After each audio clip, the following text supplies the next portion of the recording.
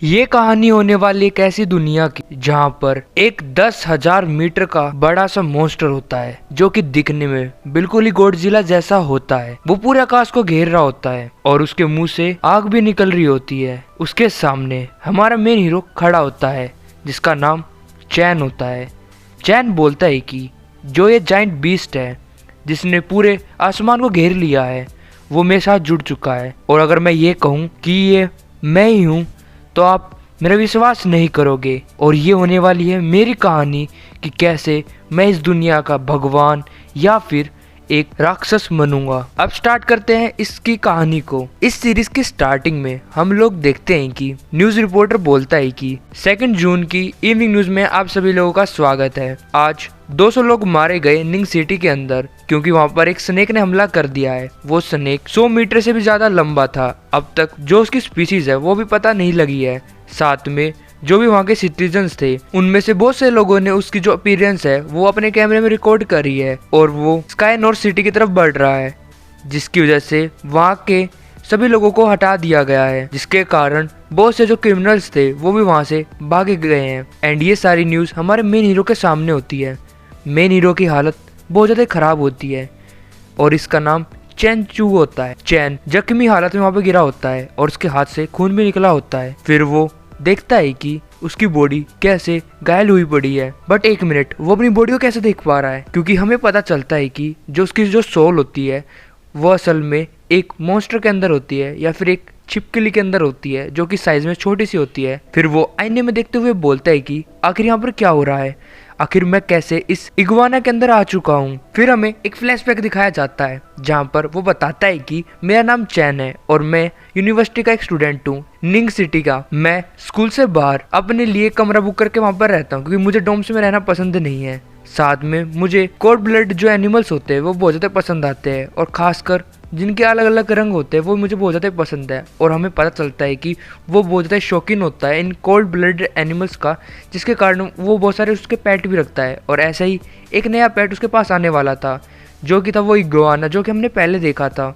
वो दिखने में बहुत ज़्यादा शांत दिख रहा था और वो बहुत ज़्यादा सुंदर भी होता है। तभी हम लोग देखते हैं कि जो वो इग्वाना होता है अचानक हमारे हीरो चैन के ऊपर हमला कर देता है और साथ में उसे बाइट भी कर लेता है अपने पिंजरे को तोड़ते हुए। फिर जो चैन होता है वो बताता है कि जो इग्वाना होते हैं बहुत ज़्यादा जेंटल होते हैं, बट आज इस इग्वाना ने बहुत ज़्यादा अलग चीज़ करी। तभी जो चैन होता है अपने फ़ोन का इस्तेमाल करते हुए उस इग्वाना को अपने आप से दूर कर देता है मारने के बाद। और इसी से पता चलता है कि जो हमारा हीरो चैन है वो कैसे खून में लपटा हुआ है, साथ में वो कैसे बेहोश हुआ पड़ा है। फिर जैसे वो अपनी आँख खोलता है वो देखता है कि वो इस इग्वाना को अच्छे से कंट्रोल कर पा रहा है। ये देखने के बाद जो चैन होता है वो बोलता है कि मैं जो इस छिपकली है उसको कंट्रोल कर पा रहा हूँ, ऐसा लग रहा है कि वो मेरा ही आम है। एंड वो अपने मन में बोलता है कि ये तो कमाल की चीज़ है, लगता है अब मैं हीरो बनने वाला हूँ और मेरी हीरो जर्नी है वो स्टार्ट होने वाली है। बट आखिर मैं इस इग्वाना का क्या करूँगा? क्या मैं इसको लाइव स्ट्रीम पे दिखाऊं यूट्यूब पे ताकि देख सके कि वो मेरी छिपकली की तरह समझदार है, या फिर मैं इसका इस्तेमाल करते हुए जो समुद्र में मछलियाँ होती हैं उन्हें पकड़ूं? सच में यार मेरी किस्मत की ज़्यादा ख़राब है, मैं बिल्कुल मेन कैरेक्टर जैसा बिल्कुल भी नहीं लग रहा। बाकी जो मैंने कॉमिक्स में पढ़े हैं कुछ मेन कैरेक्टर को इतनी ज़्यादा ताकत मिलती है कि वो दुनिया को बदलने के लिए बढ़ जाते हैं। कुछ लोग तो बहुत ज़्यादा पावरफुल विलन भी बन जाते हैं और कुछ लोगों को ऐसी पावर मिलती है कि वो यूनिवर्स के गॉड भी बन सकते हैं। और मुझे देखो मुझे क्या पावर मिले इस छिपकली को कंट्रोल करने की। फिर वो बाहर खिड़की में से देखते हुए बोलता है कि मैं कुछ ज़्यादा ही भूखा फील कर रहा हूँ क्योंकि आज मैं पूरे दिन बेहोश ही रहा था और मैं सोच रहा हूँ कि जो ये इग्वाना है ये क्या खा सकता है। फिर वो उस इग्वाना को देखते हुए बोलता है कि तुम एक छिपकली हो तो शायद तुम मीट भी खा सकते हो। फिर वो इग्वाना के लिए मीट को रेडी करता है और एक अच्छी सी डिश बनाता है, जिसको देखने के बाद तो इग्वाना भी बहुत ज़्यादा खुश होता है। चैन बोलता है कि जो इग्वाना होते हैं वो तो सच में मीट को खा सकते हैं, चलो ये तो अच्छी बात है, अब मुझे ज़्यादा चिंता करने की जरूरत नहीं पड़ेगी। तभी उसके सामने एक सिस्टम आता है जो कि बताता है कि जो आपका क्लोन है उसे 5 इवोल्यूशन पॉइंट मिले हैं, जिसके वजह से आपका जो कॉन्स्टिट्यूशन है वो 0.5 से इंक्रीज हो चुका है। और हमें चैन के स्टैट दिखाए जाते हैं जहाँ पर जो ध्यान देने वाली बातें थी वो थी उसका टैलेंट जो कि माइंड कंट्रोल करने का था। साथ में उसके पास स्किल होती है बॉक्सिंग की, क्लाउड जंप की और लेग फायरिंग की भी। ये देखने के बाद चैन हैरान होता है कि उसके सामने एक विंडो आ चुकी है एंड वो बोलते हैं कि शायद मेरे पास भी एक चीट सिस्टम है जिसका इस्तेमाल करते हुए मैं ग्रो हो सकता हूँ। और वहाँ पर वो अपने उन स्किल्स को देखने के बाद अपने हाथ को देखता है और एक फ्लैशबैक में जाता है जहाँ पर हम लोग छोटे चैन को देखते हैं और उसके साथ में उसका फादर भी होता है। चैन का फादर बोलता है कि तुम्हें प्रैक्टिस करनी पड़ेगी और अपनी जो फाउंडेशन है उसे बिल्ड करना पड़ेगा। अगर तुम अच्छे से फाउंडेशन ग्रो नहीं करते हो तो जो भी तुमने सीखा है वो किसी काम नहीं आएगा। अगर तुम अपनी जो फोर्स है उसको बढ़ाना चाहते हो तो सबसे पहले अपने एब्डोमेन पे कंट्रोल करना पड़ेगा और उसे टाइट करते हुए अपनी फिंगर्स के साथ हमला करना पड़ेगा। चैन बोलता है कि मैं बहुत ज़्यादा थक चुका हूँ, मुझे थोड़ा ब्रेक चाहिए, क्या मैं थोड़ी देर आराम कर सकता हूँ। चैन का फादर बोलता है कि जो कमज़ोर लोग होते हैं और जो डरे हुए इंसान होते हैं वो आधे रास्ते में रोकते हैं, क्या तुम रुकना चाहते हो। तभी जो चैन होता है वो बोलता है कि मैं डरपोक नहीं हूँ, इसलिए मैं बिल्कुल भी रुकूंगा। और हम लोग देखते हैं इसकी ट्रेनिंग ऐसे चलती रहती है और वो बहुत ज़्यादा दौड़ता भी है और बहुत ज़्यादा मेहनत भी करता है, जिसको देखकर चैन का फादर बोलता है कि तुम और कर सकते हो। तभी उसके पैर में कुछ चोट लगती है और चैन वहीं पर गिर जाता है एंड वो बुरी तरह खाफ रहा होता है। तभी चैन का फादर उसके पास आता है एंड वो बोलता है कि जल्दी से खड़े हो जाओ, कोई भी तुम्हारी हेल्प करने के लिए नहीं आएगा, तुम्हें खुद ही बड़ा होना पड़ेगा। फिर उसके बाद हम लोग देखते हैं कि जो चैन का फादर होता है वो अपने पास एक बस्सा चैन को देता है एंड वो बोलता है कि ये मेरी जितनी भी सेविंग्स थी वो मैं तुम्हें दे रहा हूँ। अब मैं एक बहुत बड़ी वाली ट्रिप पे जाने वाला हूँ, जिसके बाद से तुम्हें अपना खुद का ध्यान खुद रखना पड़ेगा और तुम अपनी प्रैक्टिस को बिल्कुल नहीं छोड़ सकते मार्शल आर्ट की। तुम्हें ऐसी प्रैक्टिस करना पड़ेगा और तुम्हें स्ट्रॉन्ग बनना पड़ेगा ताकि तुम बाहर जाके दुनिया को देख पाओ और उसे जी पाओ कि कैसी ये बाहर की दुनिया है। साथ में अगर तुम मुझे चुनना चाहते हो तो उससे पहले तुम्हें ग्रैंड मास्टर बनना पड़ेगा और जब तक तुम ग्रैंड मास्टर बनोगे मैं तुम्हारे साथ नहीं होऊंगा। और ये कहने के बाद चैन का फादर वहाँ से चला जाता है। चैन अपनी और अपने फादर की फ़ोटो देखने के बाद अपने मन में बोलता है कि 10 साल बीत चुके हैं, मैं अपने बाप को नहीं मिल पाया। और दूसरी तरफ हम लोग देखते हैं कि इग्वाना ने अच्छे से अपने खाने को खा लिया होता है। उसे देखने के बाद चैन अपने मन में बोलता है कि सच में ये छोटा सा मॉन्स्टर काफ़ी अच्छे से इसे खा पा रहा है। तभी वो कुछ नोटिस करता है कि कैसे जो उसका इग्वाना होता है वो ग्रो होने लग जाता है, उसके थोड़े सींग आने लग जाते हैं और उसकी जो टेल होती है वो बड़ी हो जाती है। ये देखने के बाद चैन बोलता है कि क्या मैं कोई बहम कर रहा हूँ कि ये सच में ग्रो हो रहा है। तब इसका सिस्टम विंडो होता है वो बताता है कि कैसे इग्वाना अपग्रेड हुआ है। ये देखने के बाद चैन बोलता है कि इसके जो 15 पॉइंट थे वो बढ़ चुके हैं एक खाना खाने के बाद। तभी वह इन को देखता है जहाँ पर वो देखता है कि साथ में उसकी बॉडी भी बिल्ड हो चुकी है, मतलब स्ट्रॉन्ग हो चुकी है। एंड वो बोलता है कि जो पॉइंट इग्वाना को मिले हैं उसके कारण वो बड़ा हो रहा है, साथ में मैं भी ग्रो हो पा रहा हूँ। एंड वो बोलता है कि अगर मैं इसको और भी ज़्यादा ग्रो करता तो मुझे और भी ज़्यादा पॉइंट मिलेंगे और अगर ऐसे ही मैं इसे ग्रो करता रहा तो जो मैंने सपना देखा था जिसमें मैं बहुत ज़्यादा ही बड़ा मॉन्स्टर बन चुका था, क्या वो सपना पूरा हो जाएगा। एंड वो बोलता है कि शायद मैं अब रियल का ग्रैंड मास्टर बन सकता हूँ। फिर उसके बाद हम लोग देखते हैं चैन को जो मीट शॉप में आया होता है और वो बहुत तरीके के मीट्स ले लेता है। ये सारी शॉपिंग करने के बाद वो उसे अपनी कार में डाल देता है एंड वो बोलता है कि इतना सारा काफ़ी होगा उसे इन्वॉल्व करने के लिए। एंड फिर वो अपनी कार को लेके अपने घर पे आ जाता है जहाँ पर वो मीट की बहुत सारी डिशेस बनाता है। एंड उसे देखने के बाद जो इग्वाना होता है वो भी खुश सा दिखता है। फिर जो चैन बोलता है कि जल्दी से खा लो और मुझे जल्द से जल्द मार्शल आर्ट का मास्टर बना दो। इग्वाना बड़े आसानी से उन सभी को खा लेता है एंड हम लोग देखते हैं कि जिसके कारण जो चैन होता है वो भी ग्रो कर रहा होता है। चैन बोलता है कि अगली बार मैं और भी मीट लाऊंगा जिससे तुम और भी ज़्यादा स्ट्रॉन्ग बन जाओगे। उसके बाद हम लोग देखते हैं कि जो इग्वाना होता है वो रेस्ट कर रहा होता है। दूसरी तरफ हमारा मेन हीरो यानी कि चैन ट्रेनिंग कर रहा होता है, जैसे कि उसके फादर ने बताई थी। वो पंचिंग बैग को बहुत ज़्यादा अच्छे से पंच कर रहा होता है और थोड़े बहुत हार्ड वर्क करने की वजह से उसका जो एक्सपीरियंस होता है बॉक्सिंग में वो इंक्रीज हो जाता है 5 से। एंड वो ये सब कुछ देखने के बाद चैन बोलता है कि थोड़ी बहुत ट्रेनिंग करने से भी मेरी जो प्रोग्रेशन है इन्वॉल्व होने की वो भी अच्छे से हो पा रही है। फिर 2 दिन के बाद हम लोग देखते हैं कि चैन अभी भी ट्रेनिंग कर रहा होता है। चैन अपने मन में बोलता है कि मुझे ऐसा लग रहा है कि जैसे मैं हार्डवर्क करता हूँ मैं और भी ज़्यादा ताकतवर होता जा रहा हूँ, ये तो काफ़ी ज़्यादा अमेजिंग है। फिर वो अपनी किक से उस पंचिंग बैग को तोड़ देता है और हमें दिखाया जाता है कि जो चैन की बॉक्सिंग टेक्निक्स होती है वो इंटीमेट लेवल पे पहुंच चुकी है और जो इवोल्यूशन पॉइंट होते हैं वो 195 पे पहुंच चुके हैं और उसे सिर्फ 5 पॉइंट और चाहिए होता है इवॉल्व होने के लिए। चैन बोलता है कि सच में ट्रेडिशनल मार्शल आर्ट का इस्तेमाल करते हुए मैं काफ़ी अच्छे से ग्रो कर पा रहा हूँ और जल्दी मैं मिंग रीलम के पीक पे पहुँच जाऊँगा। फिर हमें बताया जाता है कि चैन के जो फादर थे उन्होंने बताया था कि मार्शल आर्ट रीलम डिवाइड हुए हैं 3 चीज़ों के अंदर। पहला है मिंग, फिर होता है डार्क, फिर होता है ट्रांसफॉर्मेशन। फिर वो बताता है कि जो मिंग रीलम का पीक पे होता है वो बंदा आसानी से 10 लोगों से फाइट कर सकता है अकेले, और जो डार्क रीलम का बंदा होता है वो आसानी से 100 बंदों से एक साथ भिड़ सकता है। और वो एक हिडन फैमिलीज में रहते हैं। और जो ट्रांसफॉर्मेशन रिलम का बंदा होता है वो आसानी से 1000 लोगों से भिड़ सकता है। और ऐसे ग्रैंड मास्टर हमारी हिस्ट्री के अंदर बहुत सारे थे, बट जो मॉडर्न टाइम है उसमें ऐसे बहुत से कम है। एंड वो बोलता है जो ट्रांसफॉर्मेशन रिलम होता है उसके पास ऐसी बॉडी होती है जो उसको कोई भी तोड़ नहीं सकता है, और वो खाली एशियन टेक्स्ट में लिखा हुआ है। ये बात सुनने के बाद चैन को क्यूरियोसिटी होती है एंड वो बोलता है कि फादर आप कौन से रिलम में थे। तभी जो चैन का फादर होता है वो बोलता है कि मैं डार्क रिलम के अंदर था। फिर जो चैन होता है वो क्यूरियोसिटी के साथ अपने फादर से बोलता है कि फिर उसके बाद क्या हुआ। इसका मतलब डैड आप तो बहुत ज़्यादा अमेजिंग और आप एक लेजेंडरी फैमिली का हिस्सा हो गए। लेजेंडरी फैमिली का नाम सुनने के बाद चैन का फादर भी हैरान होता है एंड वो बोलता है कि नहीं, मैं सिर्फ लुथियान से हूँ। फिर हम लोग प्रेजेंट टाइम को देखते हैं। चैन अपने इग्वाना को देखने के बाद बोलता है कि तुम तो बहुत ज़्यादा बड़े हो चुके हो, और सच में जो इग्वाना होता है वो शायद बहुत ज़्यादा बढ़ चुका होता है। चैन बोलता है कि सिर्फ एक बार तुम्हें मैं खाना खिलाऊंगा और तुम इवॉल्व हो जाओगे, मुझे डिसअपॉइंट बिल्कुल भी मत करना। फिर जैसे ही वो खाना खाना स्टार्ट करता है इग्वाना, एक्सपीरियंस पॉइंट बढ़ रहे होते हैं और वो एवोल्यूशन पॉइंट बढ़ रहे होते हैं और वो बहुत ज़्यादा करीब पहुंच रहा होता है अपनी एवोल्यूशन के। सिर्फ एक पॉइंट बाकी होता है।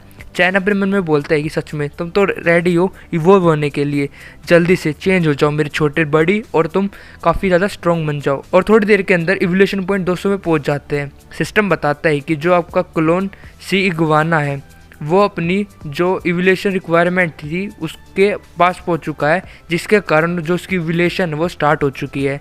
और हम लोग देखते हैं कि जो इग्वाना की बॉडी होती है वहाँ पे भी ग्रो होने लग जाते हैं, जिसके कारण जो उसका हाथ होता है उसमें दर्द होने लग जाता है। और यही सेम दर्द चैन को भी हो रहा होता है। चैन और इग्वाना एक साथ दर्द में चिल्ला रहे होते हैं और हम लोग देखते हैं कि दोनों ही ग्रो होने लग जाते हैं। इग्वाना और भी ज़्यादा ताकतवर और बहुत ज़्यादा बड़ा भी हो जाता है, जिसकी वजह से वो कमरे में इधर उधर भाग रहा होता है और बहुत सारी चीज़ों को वो गिर भी देता है। दूसरी तरफ चैन जिन पे लेटा होता है एंड वो बोलता है कि आखिर ये क्या हो रहा है, मुझे पता नहीं था इवोल्यूशन के अंदर इतना ज़्यादा दर्द होगा। फिर वो इग्वाना को देखता है एंड वो बोलता है कि सच में तुम तो बहुत ज़्यादा स्ट्रॉन्ग हो चुके हो इवॉल्व होने के बाद। फिर वो अपने पंचिंग बैग के ऊपर इग्वाना की पूंछ से हमला करवाता है और एक ही मूव के साथ उस पंचिंग बैग की वो बुरी हालत कर देता है। चैन बोलता है कि इग्वाना तुम तो बहुत ज़्यादा एक्स्ट्राऑर्डिनरी पावर रखते हो। फिर उसके सामने सिस्टम आती है जहाँ पर उसके सारे स्टैट्स होते हैं। उसे देखने के बाद चैन बोलता है कि मैंने सोचा नहीं था जब मेरा क्लोन इन्वॉल्व होगा उसके साथ साथ मेरी जो मेन बॉडी फिजिक्स है वो भी ज़्यादा बढ़ जाएगी और मेरे एट्रीब्यूट्स हैं वो भी डबल हो जाएंगे। सच में ये तो कमाल का है। अगर ऐसे ही मैं करता रहा जो मेरी करंट स्ट्रेंथ है जो भी वीक है, बट आने वाले टाइम के अंदर मैं उसे डबल और भी ज़्यादा स्ट्रॉन्ग कर पाऊंगा और बहुत ज़्यादा ही ताकतवर हो पाऊंगा। और ऐसे चलता रहा तो मैं एक दिन बहुत ज़्यादा ही खतरनाक भी बन जाऊंगा। फिर जो चैन होता है वो अपनी पावर को रिलीज करते हुए बोलता है कि अगर मैं ट्रेडिशनल मार्शल आर्ट के स्टैंडर्ड के साथ जज करूं तो अभी के टाइम पर मैं डार्क रियलम में पहुंच चुका हूं और ऐसा लग रहा है कि मैं अपनी एक्सटर्नल एनर्जी को भी रिलीज कर पा रहा हूं। एंड वो अपने मन में बोलता है कि तो इसका मतलब क्या मैं एक ऑफिशियल मार्शल आर्ट एक्सपर्ट बन चुका हूँ। एंड वो बोलता है कि अगर मैं ऐसे ट्रेनिंग करता रहा तो मैं 100 स्किल पॉइंट आसानी से ले सकता हूँ दिन के, ये मेरी लिमिट है। बट इसी के साथ साथ मैं अपनी इग्वाना को भी ग्रो कर पा रहा हूँ।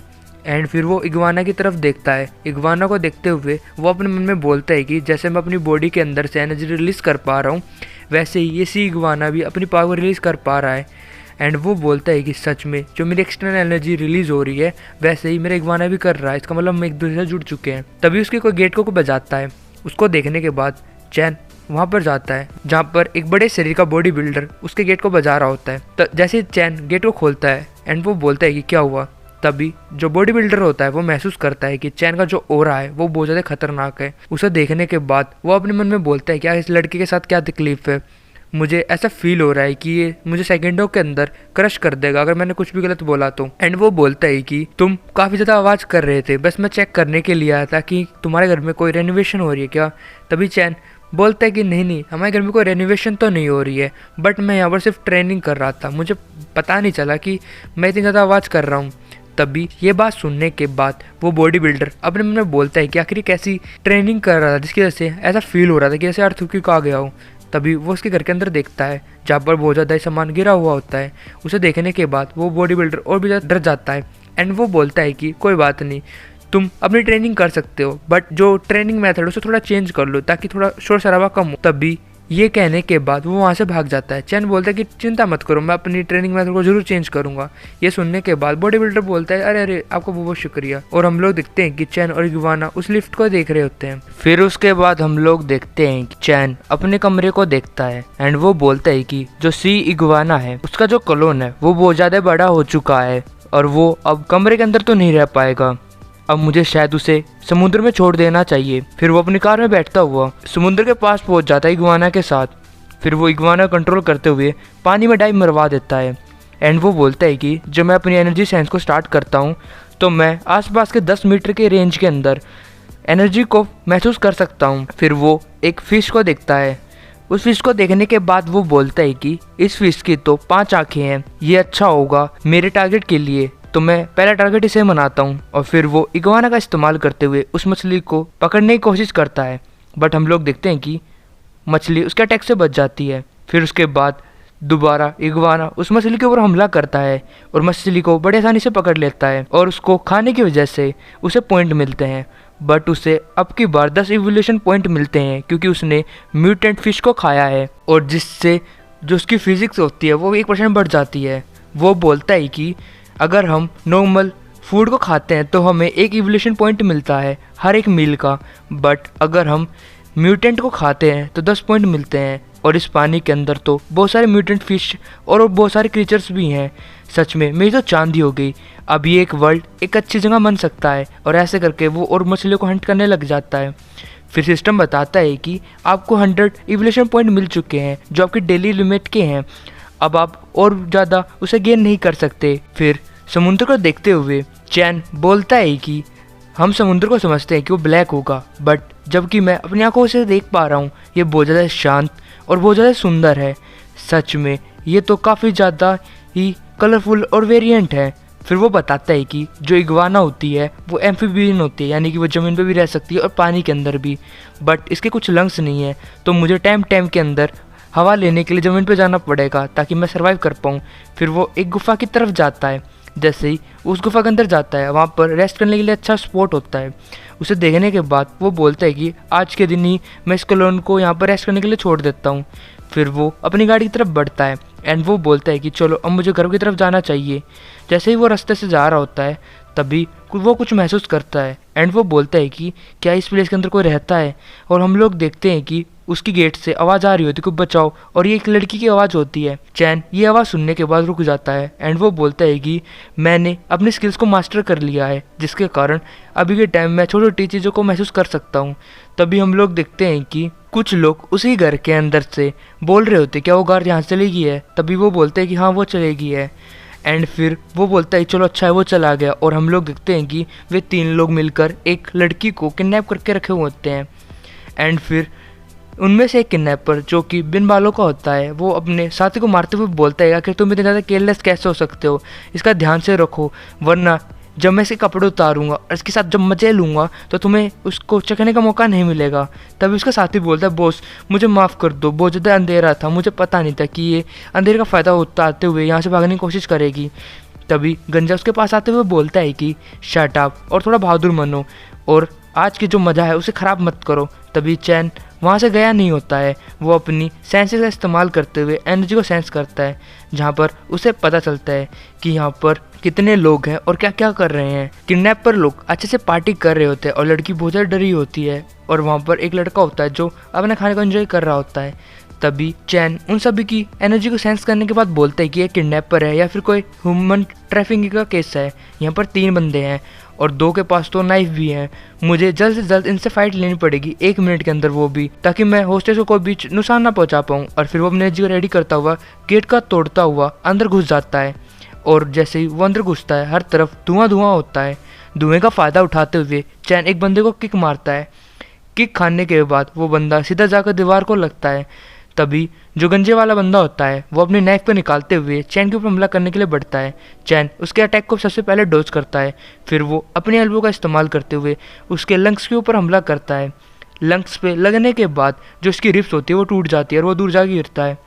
तभी जैसे ही गंजे वाला बंदा गिरने वाला होता है उसका साथी उसे रोक लेता है एंड वो बोलता है बॉस अब आराम करो, इसको मैं संभालता हूँ। एंड वो बोलता है कि मेरी जो टेक्निक है वो है यू वेंग फिस्ट और मेरा नाम नेंग फू है, अब तुम्हारी बारी। फिर चैन बोलता है कि मेरे पास है लू तियान की 8 एक्समिटीज बॉक्सिंग और मेरा नाम चैन गू है। हम लोग देखते हैं कि जो चैन का ओपोनेंट होता है वो लू फिस्ट का इस्तेमाल कर रहा होता है।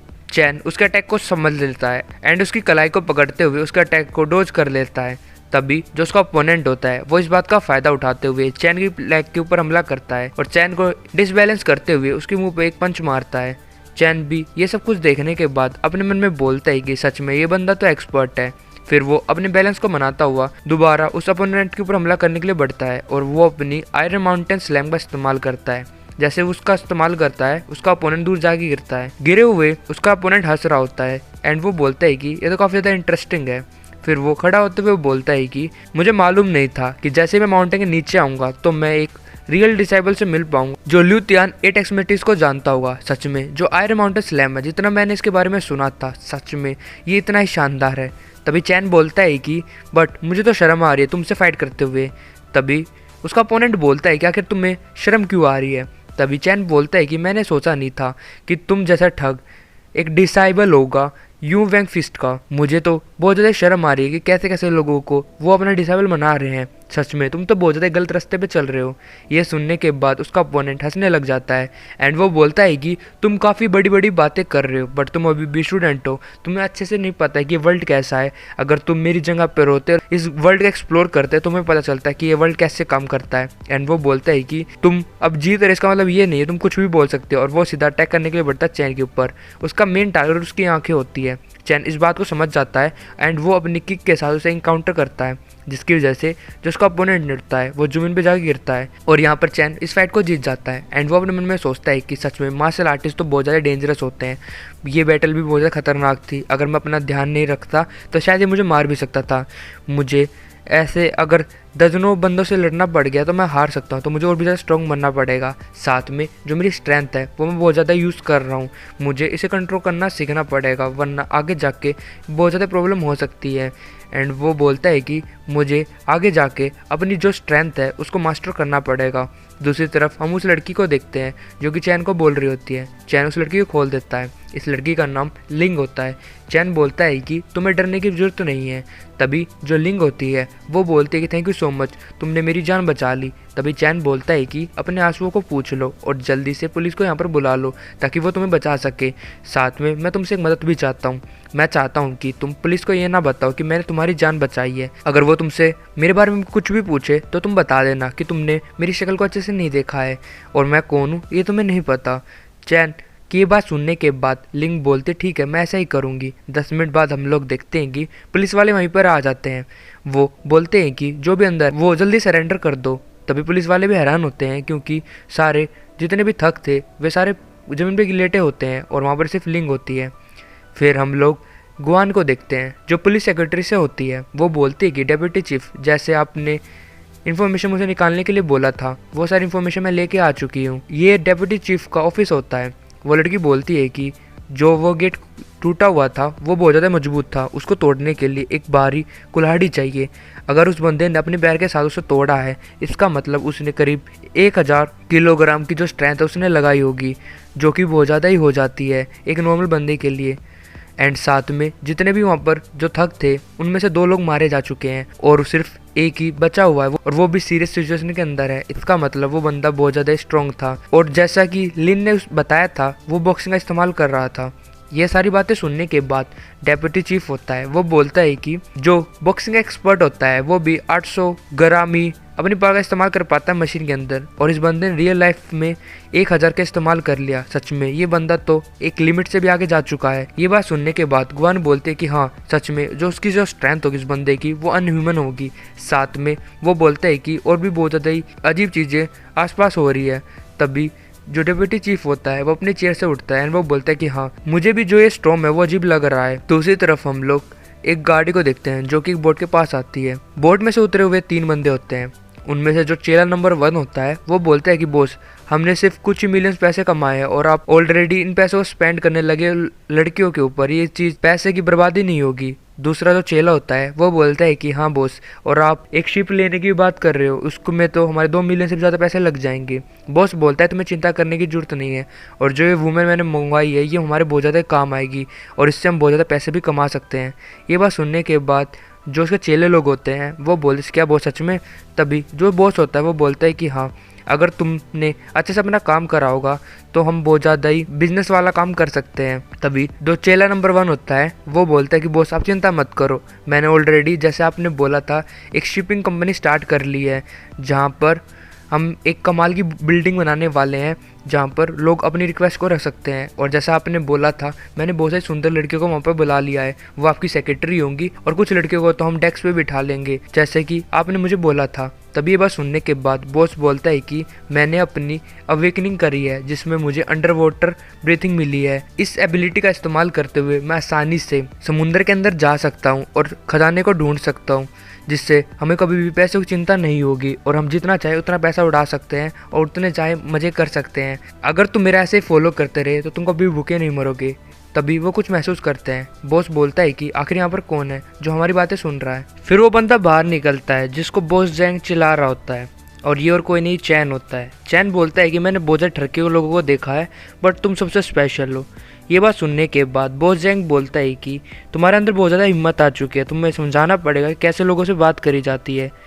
तभी जो चैन होता है वो अचानक हमला कर देता है बॉस जैंग के ऊपर। जैसे उस पर अटैक बढ़ता है बॉस जैंग अपना बैलेंस खो देता है। तभी चैन उसे एक लात मारता है। ये देखने के बाद जो उसके चमचे लोग होते हैं वो बोलते हैं इम्पॉसिबल, बॉस तो बहुत ज़्यादा स्ट्रोंगर थे और फास्टर भी थे और उसके पास तो सुपर पावर भी थी, बट ये बंदा पता नहीं कैसे उसे 1v1 में भी आसानी से हरा पा रहा है, जो बिल्कुल भी सही बात नहीं है। हमें यहाँ से भागना पड़ेगा। तभी हम लोग देखते हैं कि जो चैन होता है वो उन दोनों बंदों को भी नॉकआउट कर देता है। फिर जो चैन होता है वो बॉस जैंग से बोलता है कि मेरी तरफ देखो। बॉस जैंग बोलते तुम मेरे साथ क्या करना चाहते हो। फिर हमें पता चलता है कि जो चैन होता है वो अपनी माइंड कंट्रोल की पावर बॉस जैंग के ऊपर करता है, एंड वो अपने मन में बोलता है कि चलो एक बार टेस्ट करते हैं कि मैं अपनी माइंड कंट्रोल पावर को यहाँ पर भी इस्तेमाल कर सकता हूँ या नहीं। वो बोलता है कि तुम्हारा नाम क्या है और तुम क्या करते हो। तभी जो बॉस जैंग होता है वो खड़ा होता है और वो असल में चैंग के कंट्रोल में आ चुका है। वो बोलता है कि मेरा नाम चैंग है और मैं एक शिप को ओन करता हूँ और मैं लोगों के लिए स्मगल भी करता हूँ। कुछ ही दिनों पहले मुझे सुपर पावर मिली थी कि मैं पानी के अंदर भी सांस ले सकता हूँ। चैन अपने मन में बोलता है कि जो मेरा माइंड कंट्रोल है तो बहुत ज़्यादा इफेक्टिव है, मैं तो ऐसे लोगों को कंट्रोल कर पा रहा जैसे कि वो मेरे पपेट हैं। फिर जो बॉस जैंग होता है वो बताता है कि मैं डूबी हुई शिप को ढूंढता हूँ, उसके बदले मुझे बहुत ज़्यादा पैसे मिलते हैं जो भी लोग मुझे मिशन देते हैं उनसे, और ये सारे काम करने के बाद मुझे बहुत ज़्यादा एक पेमेंट मिलती है ऐसे करके, और यही मेरा काम होता है। चैन का जो माइंड कंट्रोल होता है बॉस जैंग के ऊपर वो हट जाता है। एंड बॉस जैंग बोलता है कि मेरे हाथ को क्या हुआ, मेरा दर्द क्यों हो रहा है, बॉस आप बता सकते हो। तभी जो चैन होता है वो बोलता है कि तुमने खुद ही तोड़ा है।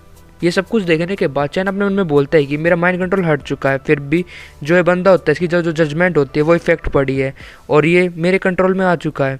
फिर जो चैन होता है वो बोलता है कि तुम बोट के ऊपर रेस्ट कर लो, उसके बाद जब तक मैं तुम्हारे साथियों को उठा लेता हूँ। जैंग बोलता है कि जी बॉस मैं ऐसा ही करूँगा। जैंग अब अंडर कंट्रोल आ चुका है चैन के। चैन अपने मन में बोलता है कि अब मुझे अपनी जो लिजर्ड है उसको और भी ज़्यादा बड़ा करना पड़ेगा, उसके लिए मुझे बहुत ज़्यादा फूड चाहिए होगा, और अगर मैं इस बंदे को अपने अंडर कंट्रोल ले लेता हूँ, उसकी कंपनी को ले लेता हूँ तो मुझे बहुत ज़्यादा पैसे मिल जाएंगे, इससे मैं अपनी जो लिजर्ड है उसको और भी ज़्यादा स्ट्रॉन्ग कर सकता हूँ।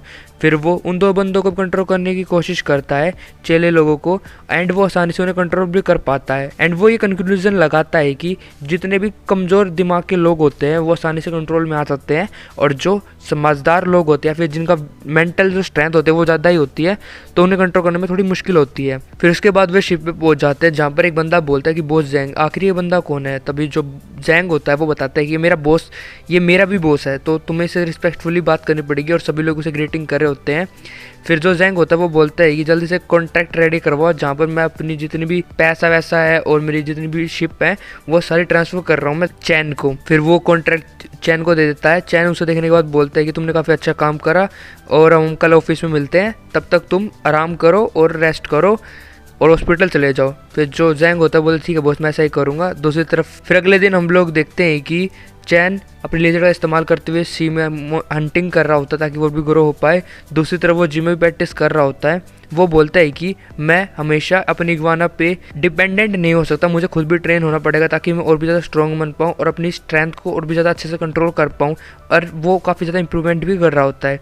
दूसरी तरफ इग्वाना का इस्तेमाल करते हुए वो अपने इवोल्यूशन पॉइंट को बढ़ा रहा होता है और साथ में जो वो कंपनी होती है जैंग की वो भी अपने नाम करवा लेता है। एंड वो बाहर निकलते हुए बोलता है कि ट्रांसफ़र काफ़ी अच्छे से हो चुका है और साथ में मैं कल से बाहर निकला हूँ घर से और मेरे पास और 90 इवोल्यूशन पॉइंट से ज़्यादा मेरे पास आ चुके हैं और मेरी बॉडी है वो भी 20 सेंटीमीटर से ज़्यादा बढ़ चुकी है। साथ में मुझे अब थोड़ा और भी ज़्यादा सावधान होना पड़ेगा क्योंकि यहाँ पर और भी लोग हैं जो मेरी तरह सुपर पावर को अवेकन कर चुके हैं इस वर्ल्ड के अंदर, इसलिए मुझे और भी ज़्यादा स्ट्रॉन्गर बनना पड़ेगा और इस वर्ल्ड में जानना पड़ेगा कैसे ऐसे क्रिएचर्स है इस समुद्र के नीचे, उनको अच्छे से खोजना पड़ेगा और ज़्यादा ताकतवर बनना पड़ेगा। दूसरी तरफ हम लोग चेलो को देखते हैं, वो हंटिंग कर रहे होते हैं फिश की एंड वो बोलते हैं कि आजकल फिश बहुत ज़्यादा कम हो चुकी है। तो उसका साथी बोलता है कि हाँ यार फिश तो कम हो चुकी है, अब क्या करें, यहाँ पर आसपास शार्क भी तो है इतनी ज़्यादा। और पानी के अंदर हम लोग देखते हैं कि शार्क आपस में लड़ रहे होते हैं, तभी वहाँ पर इग्वाना भी आ जाती है और इग्वाना के ऊपर शार्क हमला करती है। बट हम लोग देखते हैं इग्वाना सच में बहुत ज़्यादा स्ट्रॉन्ग होते हैं, वो आसानी से शार्क को ही अच्छे से खा लेती है जिसकी वजह से उस इवोल्यूशन पॉइंट मिलते हैं 10 और उसके बाद जो सिस्टम होता है वो चैन को बताता है कि जो आपका क्लोन है वो आपकी इवोल्यूशन रिक्वायरमेंट थी उसके पास आ चुका है, क्या आप उसे इवॉल्व करना चाहते हो। तभी ये सब कुछ देखने के बाद चैन बोलते हैं क्या अब मेरे पास चॉइस है कि मैं सब इवॉल्व करना चाहता हूँ या नहीं। फिर वो कंफर्म कर देता है और हम लोग देखते हैं कि इग्वाना और चैन दोनों को एक साथ दर्द होने लग जाता है इवोल्यूशन की वजह से, जिसकी वजह से जो उसका कॉन्स्टिट्यूशन होता है वो 30 पे पहुँच जाता है और उसके साथ साथ उसे एक एबिलिटी मिलती है वाटर एफिनिटी की। चैन बोलता है कि ब्रेक थ्रू करने की वजह से मैं 13 टाइम्स एक नॉर्मल पर्सन से ज़्यादा ताकतवर हो चुका हूँ साथ में, और मैं अब एक डार्क रियलम का बंदा बन चुका हूँ मार्शल आर्ट के हिसाब से। एंड वो अपने बोलता है पहले मेरी कॉन्स्टिट्यूशन डबल हुई थी बट अब के टाइम मुझे थोड़ी कम हुई है, शायद मैं पहले बहुत ज़्यादा कमज़ोर था इसलिए सिस्टम मुझे बहुत ज़्यादा ताकतवर बना दे एकदम। साथ में मुझे एक एबिलिटी मिली है वाटर एफिनिटी, आखिर ये किस काम आती है। फिर जो ये वाटर एफिनिटी होती है हमें बताया जाता है कि इसका इस्तेमाल करते हुए अब जो इग्वाना है वो जो पानी है उसके अंदर भी सांस ले सकता है और जो इग्वाना का साइज़ होता है वो 4 टाइम से भी ज़्यादा बढ़ चुका है और उसका वेट भी बहुत ज़्यादा बढ़ चुका है। साथ में जो उसके क्लो हैं वो भी बहुत ज़्यादा बड़े हो चुके हैं और अब वो आसानी से बहुत सी चीज़ों को भी काट सकता है। साथ में जो उसकी तैरने की स्पीड होती है 70 किलोमीटर पर आवर हो चुकी है जो कि एक बड़ी शिप से भी ज़्यादा है और ये सब कुछ उस वाटर एफिनिटी स्किल की वजह से हुआ है। फिर जो चैन है उसके पास एक फ़ोन आता है और ये जैंग की कंपनी ने करा होता है। वो बोलते हैं कि बॉस आपने जो काम बोला था वो हम कर रहे हैं अच्छे से। चैन बोलता है फिर तो क्या तुम्हें कोई ऐसा बंदा है जो हमें काम दे रहा हो कि ट्रेजर ढूंढने का। तो उसका बंदा बोलता है नहीं बॉस ऐसा कुछ नहीं आया है। चैन ऐसा बोलता है कि अगर ऐसी बात है तो हम खुद अपनी रिसर्च करने वाले हैं और खजाने को ढूंढेंगे। तभी फ़ोन वाला बंदा बोलता है कि अगर ऐसी बात है तो हमने कुछ शिप्स को पता लगाया है जहाँ पे ये शिप्स पाई जा सकती है, लोकेशन हमने पता लगा ली है। चैन बोलता है कि अगर ऐसी बात है तो तुम चिंता करने की जरूरत नहीं है, मैं उसको आसानी से कर लूँगा, मेरे पास कुछ प्लान्स हैं। फिर वो फ़ोन को काट देता है। फिर वो बताता है कि जो कंट्री जी और जो कंट्री आर है वो आपस में मिलकर काफ़ी ज़्यादा ट्रेजर निकाल चुके हैं समुद्र के अंदर से, बट अभी भी बहुत ज़्यादा ही प्राइसलेस सामान और ट्रेजर जो बोलते हैं वो समुद्र के अंदर है, वो मुझे पता लगाना पड़ेगा। अब मैं पानी के अंदर भी सांस ले सकता हूँ मेरी इवोल्यूशन की वजह से। साथ में जो परसेप्शन है वो 20 किलोमीटर से भी ज़्यादा बढ़ चुका है, तो 20 किलोमीटर में जो भी चीज़ें हैं मैं अच्छे से ऑब्जर्व कर सकता हूँ। तो ये मेरे लिए काफ़ी ज़्यादा प्रॉफिट की बात है। अब मैंने बहुत ज़्यादा मेहनत कर ली, चलो अपनी लाइफ को थोड़ा इन्जॉय करते हैं। वैसे भी 11 बज चुके हैं, चलो मैं कुछ अपने लिए अच्छा सा खाना ले लेता हूँ जिससे मैं अपने को ट्रीट कर पाऊँ। फिर हम लोग प्रेसिडेंट स्ट्रीट के अंदर एक लड़की को देखते हैं जो कि बेहोशी की हालत में होती है। और इसी के साथ ये वाली वीडियो यहीं पर ख़त्म करते हैं। अगर वीडियो पसंद आई हो तो वीडियो को आप लाइक कर सकते हो, चैनल को सब्सक्राइब कर लो ऐसी ऑसम वीडियोस के लिए। साथ में चैनल मेंबर्स मान लो अर्ली एक्सेस के लिए, ताकि आपको जो भी नई वीडियोज़ होंगी वो आपको पहले मिल सकती है और इससे चैनल को सपोर्ट भी मिलेगा। तो मिलते हैं नई वीडियो में, तब तक के लिए बाय।